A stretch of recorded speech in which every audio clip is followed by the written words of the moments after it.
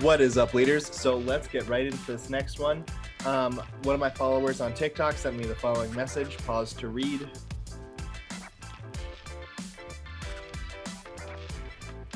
So, office politics can be mildly complicated to extremely complicated.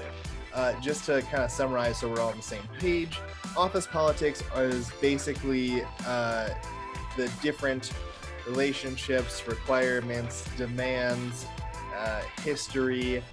It's a number of different things that involves a number of different people all within your office that could explain how you have to talk to them, who you need to go through to get to them, who you get answers from, who you need to give your questions to, who says yes to certain things, who says no to other things.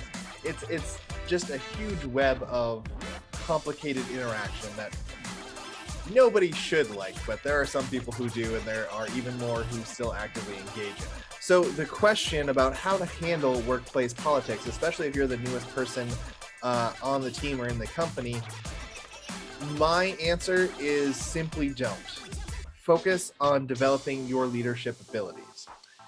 Now, the reason because of that is that office politics is going to have you playing a game while you're in the office. You're going to not talk to these people on these days.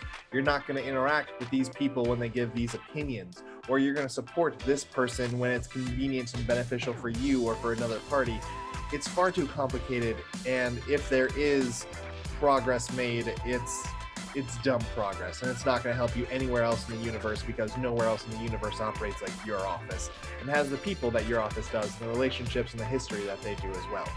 So what I mean by staying out of it is simply approach it with the leadership focus. So that is where you go in and you do your job and you do your best to support the people around you, even if you're not in a leadership position. Even if you don't have authority over anyone else, that doesn't mean you can't support the people around you. If you are struggling with something and there's someone with a ton of experience, go and ask that person for help. Say, hey, I hear you're an expert in this. I'm still kind of learning the ropes. Can you show me or teach me what you know? Because spoiler alert, people like showing off their skills and experience, especially if they've spent years building it up. You'll get in good with that person. If someone is struggling with something and you have the opportunity to help them, feel free to go ahead and do that. You'll get in good with that person. If you notice that someone is really just having a bad day and needs someone to vent to, be that person who's willing to listen to them. You'll be in good standing with that person. If someone, achieves an accomplishment, an anniversary, they kick ass in a project, they do something that they feel like, oh wow, I did a good job, celebrate that person. Let them know that, hey, you are awesome. Hey, I'm proud of you. Hey, you did do a fantastic job. You'll be in good standing with that person.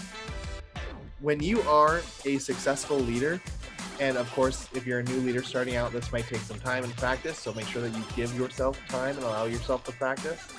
But eventually you're going to get to the point to where no one really does the office politics with you, because you're known as the supportive person. You're known as the person who will take on hard challenges. You're known as the person who will ask for help when you need it. You're known as the person who will help others when they need it.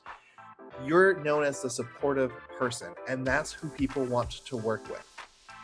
If given the option of working with someone who is actively supporting me in anything that I do versus someone who's going to be a completely, dickhead if I catch them on the wrong day of the week and I need to figure out if they're actually, willing to talk with me based on other politics and stuff that are going on, no one in their right mind should choose this option. Everyone's going to go to the person who is by default warm, supportive, caring, and actually gives a shit about you. So a fantastic way to essentially kind of break down the office politics is by ignoring them, approaching it from a leadership standpoint.